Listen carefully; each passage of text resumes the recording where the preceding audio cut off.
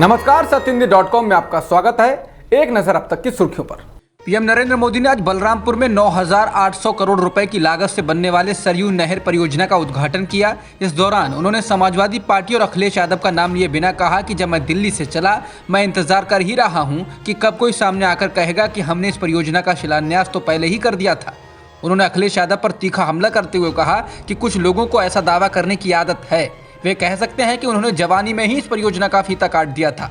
नरेंद्र मोदी ने इसके बाद कुछ ज्यादा तल्खी से कहा, कुछ लोगों का ये स्वभाव होता है कि वो फीता काट कर भूल जाते हैं। हो सकता है कि उन्होंने कई दशक पहले फीता काटा हो, पर वे यही कर भी सकते हैं, बस फीता काटते हैं। उन्होंने इसके आगे कहा कि बीजेपी सरकार का स्वभाव परियोजना को समय पर पूरा करना है। सरयू परियोजना के उद्घाटन को लेकर समाजवादी पार्टी प्रमुख अखिलेश यादव ने एक बार फिर योगी सरकार पर सपा के काम का ही उद्घाटन करने का आरोप लगाया। सरयू परियोजना के उद्घाटन को लेकर समाजवादी पार्टी प्रमुख अखिलेश यादव ने एक बार फिर योगी सरकार को घेरा है। अखिलेश ने कहा कि दुनिया में मूलतः दो तरह के लोग होते हैं, कुछ वो जो सच में काम करते हैं और कुछ वो जो दूसरों का काम अपने नाम करते हैं। सपा की काम करने वाली सरकार में और आज की कैंची जीवी सरकार में यह फर्क साफ है।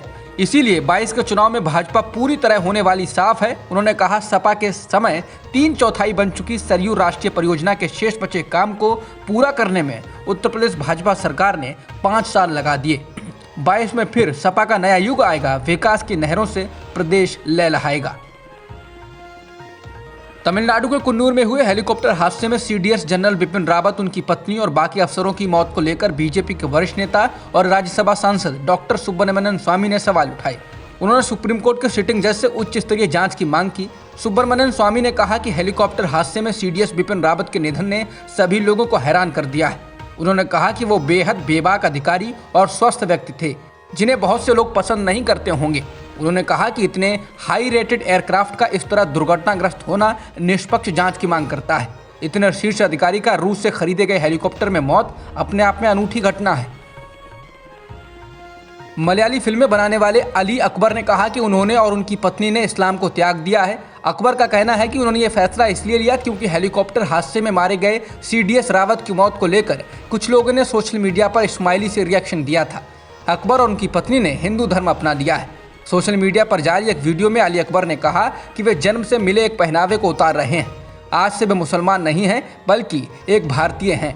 कुछ खबरों में कहा गया कि अली अकबर ने हिंदू धर्म को अपना लिया है और उन्हें अब से रामा सिवा नाम से जाना जाएगा। अकबर ने कहा कि वे अपनी दोनों बेटियों को हिंदू धर्म में आने के लिए मजबूर नहीं करेंगे। अकबर ने इस बात पर नाराजगी जताई कि किसी भी धार्मिक नेता ने सोशल मीडिया पर जनरल रावत की मौत पर खुशी जताने का विरोध नहीं किया और इससे उन्हें बहुत झटका लगा है। गुड़गांव में सार्वजनिक जगहों पर जुमे की नमाज पढ़े जाने के लगातार विरोध के बीच हरियाणा के मुख्यमंत्री मनोहर लाल खट्टर ने इस मुद्दे पर बयान दिया है। खट्टर ने पत्रकारों से बातचीत में कहा कि नमाज पढ़ने की जो प्रथा यहां खुले में हुई है, इसे कतई सहन नहीं किया जाएगा।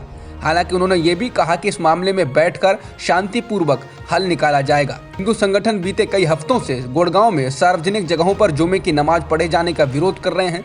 सोशल मीडिया पर भी यही मुद्दा काफी गर्म रहा है। खट्टर ने पत्रकारों से बातचीत में कहा कि उन्होंने इस मामले में पुलिस से कहा है कि वो इस मुद्दे का हल निकाले।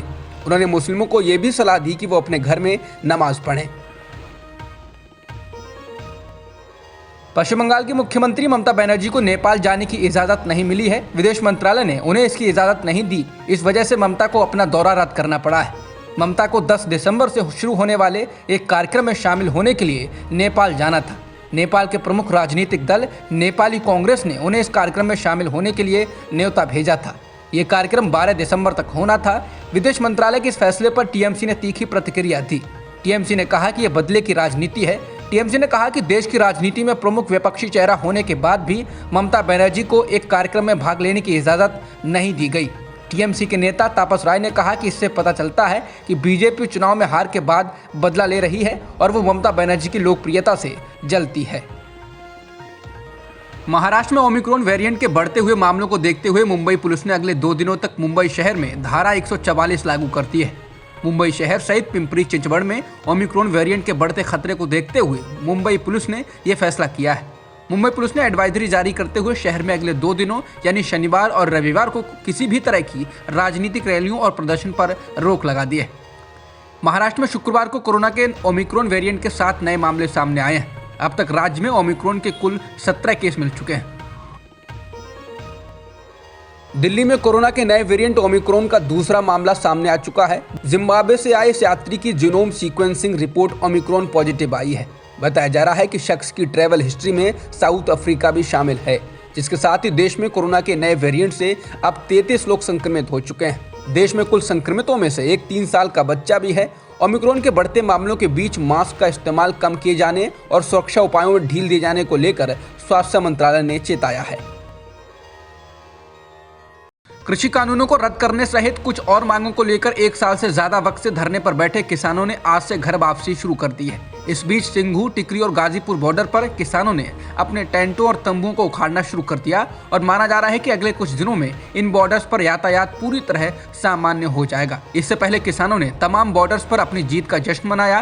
किसान आज विजय दिवस मना रहे हैं। गुरुवार को किसानों ने आंदोलन को स्थगित करने का ऐलान किया था। सिंघू बॉर्डर पर हुई संयुक्त किसान मोर्चा की बैठक में ये फैसला लिया गया था। एनसीपी नेता और महाराष्ट्र सरकार में मंत्री नवाब मलिक ने ट्वीट कर कहा है कि साथियों, सुना है मेरे घर आज कल में सरकारी मेहमान आने वाले हैं, हम उनका स्वागत करते हैं।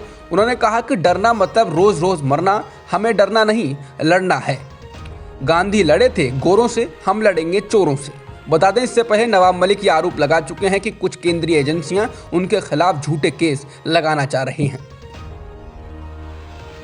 अमेरिका में लोकतंत्र शिखर सम्मेलन के आयोजन और उसमें चीन जैसे देशों को ना बुलाने को लेकर चीन ने अब अमेरिका पर हमला बोला है। चीन ने कहा है कि अमेरिका देशों के बीच टकराव भड़काने और विभाजन पैदा करने के लिए लोकतंत्र को हथियार के तौर पर इस्तेमाल कर रहा है। बता दें, अमेरिका में आयोजित लोकतंत्र शिखर सम्मेलन में दुनिया भर के 100 से अधिक देशों के नेताओं ने हिस्सा लिया है। इसमें भारत के प्रधानमंत्री मोदी भी शामिल हुए हैं। ब्रिटेन की विदेश सचिव लिज ट्रस ने रूस को चेताया कि अगर वो यूक्रेन पर हमला करता है तो उसे गंभीर परिणाम भुगतने होंगे। ट्रस ने कहा कि ब्रिटेन और उसके सहयोगियों को रूस को इस तरह की कार्रवाई करने से रोकना है। उन्होंने कहा कि इस सप्ताह के अंत में लिवरपूल में G7 देशों के विदेश मंत्रियों की बैठक एकता का प्रदर्शन करते हुए स्पष्ट करेगी कि रूस का यह कदम एक गलती होगी। अब तक की खबरों में इतना ही। बाकी खबरों के लिए बने रहिए सत्यहिंदी.com के साथ। सत्य हिंदी का ऐप डाउनलोड करें गूगल प्ले स्टोर पर।